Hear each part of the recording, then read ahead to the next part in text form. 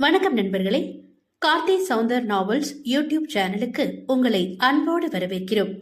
இந்த படைப்பின் தலைப்பு பாங்கி. அத்தியாயம் 23. சப்பாத்தியை தேய்த்தபடி சற்றே எட்டி வித்யா அமர்ந்திருந்ததை கவனித்தான் பாரி. அவள் இன்னும் சற்றே அசௌகரியமாக அமர்ந்திருந்ததை கவனித்தவன், "ஆர் யூ ஓகே வித்யா?" என்று கேட்டான். வித்யாவோ சோஃபாவில் சாய்ந்து அமராமல் நிமிர்ந்தபடி அமர்ந்து நெஞ்சை நீவிக் கொண்டிருந்தாள். தெரியல பாரி, ஏதோ ஒரு மாதிரி டிஸ்கம்ஃபர்டபுளா இருக்கு என்று அவனிடம் சொல்ல, தனது வேலையை முடித்து கைகளை கழுவி விட்டு வந்தவன், "என்ன செய்து வித்யா, ஹாஸ்பிட்டல் போவோமா?" என்றான். "அடிக்கடி இந்த மாதிரி தான் இருக்கும். ஆனால் நான் ஒரு டேப்லெட் போடுவேன். அது போட்ட உடனே ஒரு 15 மினிட்ஸில் சரியாயிடும். ஆனால் அந்த டேப்லெட் இப்போ வீட்டில் இருக்குது. நான் கிளம்பட்டுமா?" என்று கேட்ட அவளின் முகத்தை பார்க்கவே பரிதாபமாக இருந்தது. "இன்னும் நீங்க சாப்பிடலையே, சாப்பாடு வேணா பேக் பண்ணி தர சொல்லட்டுமா?" என்று கேட்டான். இவர்கள் இருவரும் பேசிக் கொண்டிருக்க கோதை ஒரு பாத்திரத்தில் பாலை ஆற்றிக்கொண்டே வந்து சேர்ந்தார். "இதை முதல்ல குடிமா, சரியாயிடும்" என்று வெதுவெதுப்பான பாலை அவளிடம் கொடுத்தார். வித்யா அதனை வாங்கியபடி கோதையையும் பாரியையும் மாறி மாறி பார்க்க, "குடிடா, பால்ல தேன் கலந்து குடிச்சா கொஞ்சம் நெஞ்செரிச்சல் சரியாகும், ஒண்ணு செய்யாது, குடி" என்று கோதை அவளை ஊக்கப்படுத்தினார்.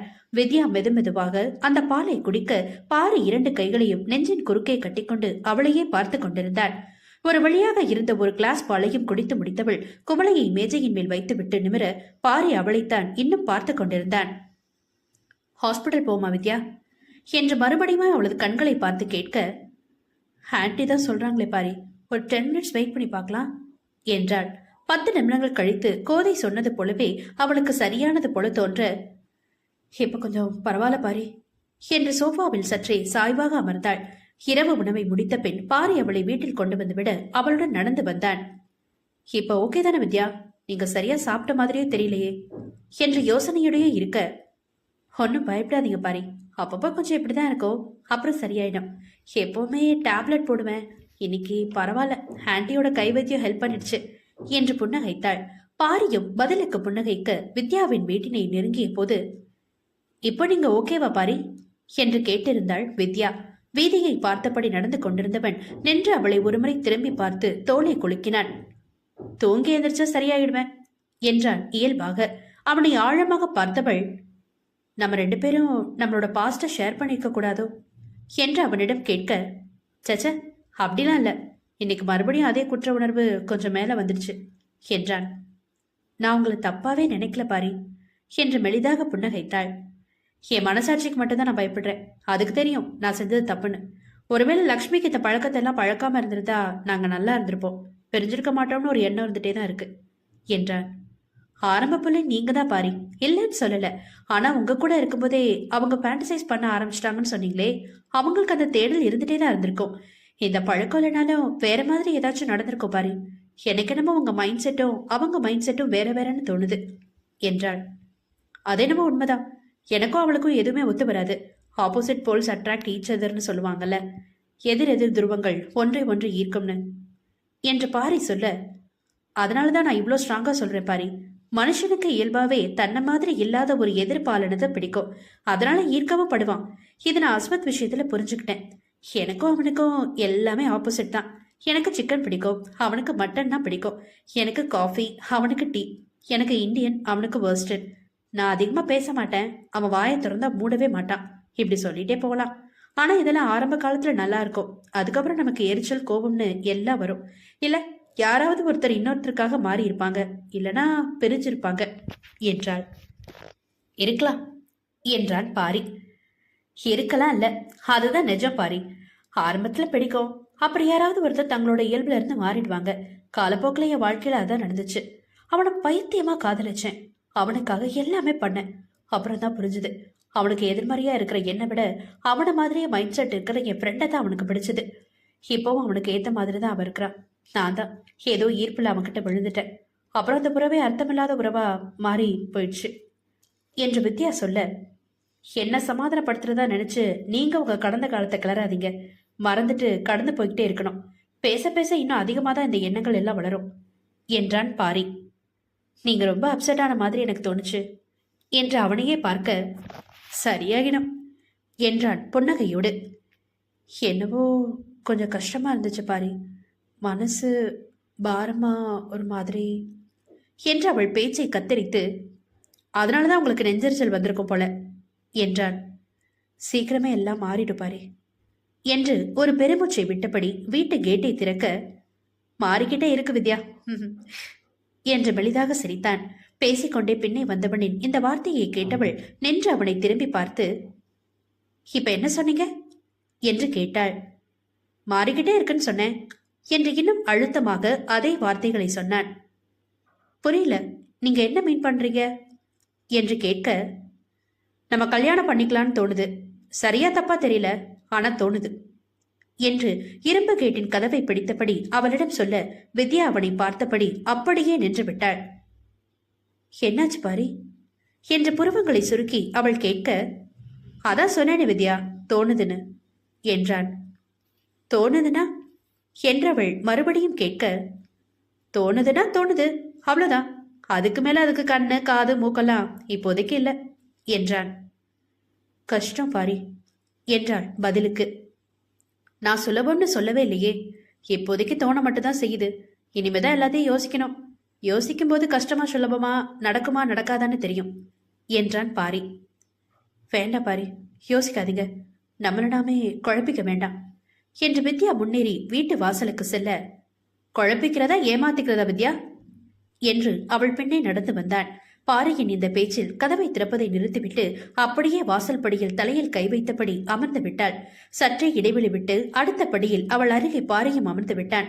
வித்யா தலையில் கை வைத்தபடி அமர்ந்திருக்க அவள் அருகே அமர்ந்திருந்தவன் ரோட்டினை அமைதியாக வெறித்து பார்த்து கொண்டிருந்தான். வித்யாவின் மௌனம் அவனை ஏதோ செய்ய சில நொடிகள் கழித்து அவள் புறம் திரும்பி பார்த்தவன், தடுமாறுமோ என்று கேட்டான். அவனது வார்த்தையில் அவனை நிமிர்ந்து பார்த்தவள், இல்ல, சரி வராது பாரி என்றாள் அவனை நேருக்கு நேராக பார்த்து. ஏன் இந்த பதில் இவ்வளோ தாமதமா வருது? அதனாலதான் எனக்கு தடுமாறுது என்றான் கேள்வியாக. என் கதையெல்லாம் கேட்டுட்டு நீங்க உங்க அம்மா கிட்ட ஒரு வார்த்தை சொன்னீங்களே, அதே மாதிரி உங்க கதையெல்லாம் கேட்டப்போ எனக்கு ஒரு விஷயம் தோணுச்சு. உங்களுக்கு துணையா உங்க கூட இருக்கணும்னு. ஆனா அதுக்கான தகுதி என்கிட்ட கிடையாது. நமக்குள்ள ஒரு எதிர்காலம்ன்றது எல்லாம் என்னால யோசிச்சு கூட பார்க்க முடியல. உங்ககிட்ட இன்னும் நான் சொல்ல முடியாத நிறைய விஷயங்கள் இருக்குது பாரி என்றாள் அவனை பார்த்தபடி. பாரி சில நொடிகளை அவளையே பார்த்தவன் அவளுக்கு ஏதாகிலும் தான் சொல்லுவது எல்லாம் புரிகிறதா, தன்னை உணர்கிறாளா என்று பார்த்தான். அவனது பார்வையில் வித்யாவினால் எதையும் புரிந்து கொள்ள முடியாமல் அவனை ஏறிட, எனக்கு ஏற்கனவே தெரியும் என்றான் பொறுமையாக. இல்ல பாரி என்ற வலது கரத்தை உயர்த்தி அவனிடம் ஏதோ சொல்ல அவள் உயர்த்திய கரத்தை பிடித்து அவளது அடிவயிற்றில் வைத்து அழுத்தியவன், தெரியும், I know you are pregnant என்று அவளை பார்த்தான். அத்தியாயம் 24. பாரி சொன்ன வார்த்தையில் வித்யா அவனை அதிர்ந்து விழிக்க அவள் கரத்திலிருந்து தன் கரத்தை எடுத்தவன் அமைதியாக வீதியை வெறிக்க ஆரம்பித்தான். வித்யாவின் பார்வை இன்னும் ஆச்சரியம் கலந்து அவன் மேல்தான் படிந்திருந்தது. தெரிஞ்சுக்கணும்னு முயற்சி பண்ணல. அன்னைக்கு ஆபீஸ்ல ஏமலையே மயங்கி விழுந்தப்போ மெடிக்கல் ரூம் கூட்டிட்டு போனேனே, அங்க டாக்டர் சொன்னாங்க அவங்க கர்ப்பமா இருக்கிறதால இதெல்லாம் நார்மல், ஒன்னும் பிரச்சனை இல்லைன்னு. நானும் கிளம்பி வந்துட்டேன். ஆனா அந்த கர்ப்பத்துக்கு பின்னாடி இப்படி ஒரு பிளாஷ்பேக் இருக்குன்னு அப்போ நினைக்கல என்றான். வித்யாவிற்கு அப்போதுதான் வெளியே சென்ற இதயம் மறுபடியும் உடலுக்குள் வந்து ஒட்டி கொண்டது போல இருந்தது. பாரி தன் கடந்த காலத்தின் மேல் அக்கறை இல்லாதவனாகத்தான் இப்போது வரை இருக்கிறான் என்பதால் தன்னை பற்றி அவன் தெரிந்து வைத்திருப்பது அவளுக்கு ஆச்சரியமாக இருந்தது. இப்போது அவனுக்கு எதேர்ச்சியாக தெரிய வந்தது என்று உணர்ந்த நொடி ஒரு நெடிய பெருமூச்சை விட்டவள் பொறுமையாக எழுந்து கதவை திறந்தபடி, உள்ள வாங்க பாரி என்று அழைத்தாள். இல்ல வித்யா, கிளம்புறேன், நாளைக்கு பாப்போம். உடம்புக்கு எதுவும்னா யோசிக்காம போன் பண்ணுங்க என்று எழுந்து கொண்டான். சாரி என்றாள் அவனை பார்த்து. சாரி சொல்ற அளவுக்கு நீங்க எதுவும் பண்ணல. நான் தான் என் மனசுல தோண விஷயத்த சொன்னேன். உங்களை ஹர்ட் பண்ணியிருந்தா சாரி, டேக் கேர், பாய் என்று விடை பெற்றான். ஞாயிற்றுக்கிழமை காலை அவள் வரவும் இல்லை. அதன் பின்னர் பாரிக்கு அலைபேசியில் கூட எதுவும் பேசவில்லை. கோதையிடம் மட்டும் தனக்கு வீட்டில் கொஞ்சம் வேலை இருப்பதாகவும் மாலை நேரம் வருவதாகவும் காலையிலேயே அலைபேசியில் அழைத்து சொல்லிவிட்டு வைத்து விட்டாள். உண்மையில் அவளுக்கான வேலைகள் சில காத்திருந்தன என்றாலும் அதிலெல்லாம் அவள் மனது லயிக்கவில்லை. பாரி கேட்டிருந்த விஷயங்களை குறித்து அவளது மனதை யோசித்துக் கொண்டிருந்தது. அதனால் மாலையில் கூட பாரியின் வீட்டிற்கு அவள் செல்லவில்லை. அடுத்த நாள் அலுவலகத்திற்கு கிளம்பி எப்போதும் போல தங்கள் அலுவலக வண்டிக்கு காத்திருந்த போது, குட் மார்னிங் பாரி என்று இயல்பாக புன்னகைத்தாள். பாரியும் பதிலுக்கு புன்னகைத்தாலும் அதன்பின் அவளிடம் எதுவும் பேசவில்லை. அவளிடம் திருமணம் பற்றி கேட்டது அவனுக்கு சற்றே தயக்கங்களை கொடுத்திருந்தது. அடுத்த 2 நாட்களிலும் கூட இருவருக்குள்ளும் ஏதோ ஒரு இடைவெளி வந்தது போல வித்யாவிற்கு தோன்றியது. பாரி பேசுகிறான் தான், ஆனால் அவனது பேச்சில் ஒரு ஒட்டுதல் இல்லை. வித்யாவிற்கும் அவனாக பேசாமல் திரும்ப திரும்ப தானே ஒவ்வொரு உரையாடலையும் தொடர்வது கடினமாக இருந்தது. 3ஆம் நாள் அலுவலகத்தில் உணவு இடைவெளியின் போது பாரியிடம் நேரடியாகவே கேட்டிருந்தாள். நமக்குள்ள பேசிக்கிறது இப்பெல்லாம் ஒண்ணுமே இல்லாத மாதிரி இருக்கு பாரு என்றாள் அவன் முகத்தை பார்த்து. உணவில் கவனமாக இருந்தவன், ஏற்கனவே நிறைய பேசிட்டேன்னு நினைக்கிறேன் வித்யா என்றான் அவளை நிமிர்ந்து பார்த்து. சும்மா தோணுச்சுன்னு சொன்ன விஷயத்த இன்னுமா பிடிச்சிட்டு இருக்கிறீங்க என்று கேட்டாள். கரெக்டு தான், ஆனா இதுக்கு முன்னாடி யார்கிட்டயும் இப்படி தோணலையே, அதனாலதான் பயமா இருக்கு என்றான். நான் பிரெக்னெண்டா இருக்கிறதால வாழ்க்கை கொடுக்கலாம் நினைச்சிங்களா பாரி என்று கேட்டவளுக்கு ஒரு புன்னகையை மட்டுமே பதிலாக தந்தான். என்ன சிரிக்கிறீங்க? ஒரு பொண்ணோட வீக்னஸ் தெரிஞ்சுக்கிட்டு அதை யூஸ் பண்ணிக்கிறதான ஆம்பளைங்க வழக்கம் என்று புன்னகைத்தாள். நான் வாழ்க்கை கொடுக்குற நிலைமையில எல்லாம் நீங்க இல்ல வித்யா. அடுத்தவங்களுக்கு ஒண்ணு கொடுக்கணும்னு நினைச்சா முதல்ல நம்ம கிட்ட அதுக்கான தகுதி எல்லாமே இருக்கணும். நானே வாழ்க்கை இல்லாம சுத்திட்டு இருக்கவன் தான் என்று பதில் சொன்னான். எனக்கு என்ன சொல்றதுன்னு தெரியல பாரி. பட் இந்த ஒரு 2-3 நாளா நம்மளுக்குள்ள ஒரு வித்தியாசமான விலகுதல் இருக்கு. ஒருவேளை நான் உங்களோட ப்ரப்போசலை அக்செப்ட் பண்ணணுமோ அப்படின்னு எனக்குள்ளேயே என்ன நானே கட்டாயப்படுத்திக்க மாதிரி தோணுது என்று உண்மையை அவனிடம் தெளிவாக எடுத்து சொல்லிவிட்டாள். சாரி வித்யா, நான் அப்படி கேட்டிருக்கவே கூடாதுல என்று அவளை கண்ணுக்குள் பார்த்து கேட்க, நீங்க கேட்டது தப்பில்ல பாரி. நம்ம 2 குடும்பமும் பழகாம இருந்திருந்தா நம்ம 2 பேரும் இன்னும் அழகான இதே நட்போடு தான் இருந்திருப்போம்ல. அவங்களோட ஆசைய நம்மளே அறியாம நம்மளுக்குள்ள திணிக்க ஆரம்பிச்சிட்டோம்னு எனக்கு தோணுது. உங்களுக்கும் அப்படிதான் இருந்திருக்கோம். அதனால என்கிட்ட அப்படி கேட்டிருப்பீங்க. அதனால இதெல்லாம் ரொம்ப யோசிச்சு கில்ட்டியா ஃபீல் பண்ணாதீங்க என்று அவனை சகஜமாக்க முயற்சி செய்தாள். கிட்டத்தட்ட எனக்கும் அதே தான் தோணுச்சு.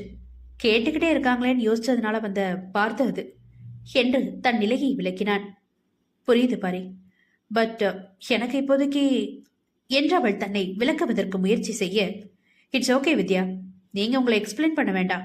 நானும் உங்ககிட்ட இந்த ப்ரப்போசலை கேட்டது ஒரு குடும்ப வாழ்க்கைக்காகவோ இல்ல சொசைட்டில ஒரு அங்கீகாரம் கிடைக்கிறதுக்கோ இல்ல. நம்ம 2 பேரோட ஐடியாலஜிஸ் மேட்ச் ஆகுது. நம்ம 2 பேருக்கும் ஈஸியா சிங்க் ஆகுது. அதனால எனக்கு கம்ஃபர்டபுளா இருந்தது. நீங்க எனக்கு ஒரு நல்ல ஃப்ரெண்டு. இந்த ஃப்ரெண்டு எப்பவுமே என் கூட இருக்கணும்னு தான் என்னுடைய எண்ணம். எனக்கும் ஒரு நல்ல ஃப்ரெண்டு என் கூடவே இருக்க மாதிரி இருக்கும். வீட்லயும் பிரச்சனை தீந்துரும் அப்படின்னு மட்டும் தான் யோசிச்சேன். ஆனா உங்க சைட்ல இருந்து நான் யோசிக்கவே இல்லை. நீங்க இதுக்கெல்லாம் தயாரா இருப்பீங்களான்னு கூட நான் யோசிக்கவே இல்லை. என் மனசுல தோணுதை அப்படியே வெளிப்படையா கேட்டுட்டேன் என்று தன்னை விளக்கினான். யோசிக்கிறேன் பாரி என்றாள் வித்யா அவனுக்கு பதிலாக. எனக்காக யோசிக்காதீங்க வித்யா, நான் கேட்டதுனால யோசிக்காதீங்க. உங்களுக்கு என்ன தோணுதோ அதை மட்டும் செய்யுங்க என்று அவளுக்கு பதில் சொன்னவன் உணவை முடித்துவிட்டு எழுந்து கொள்ள இருவரும் தங்கள் வேலைக்கு திரும்பினர். அந்த வார இறுதியில் பாரி கோதையை ஊருக்கு அனுப்பியிருந்தான். தன் அன்னையின் புலம்பலும் அவரின் இருப்புமே தன் மனதை மாற்றிவிடும் என்று யோசித்து இப்படி செய்திருந்தான். வித்யாவிடம் இவ்வளவு தூரம் அவன் பேசியது கூட தன் அன்னையின் மறைமுகமான வற்புறுத்தல்கள் தான் காரணம் என்று யோசித்திருந்தான்.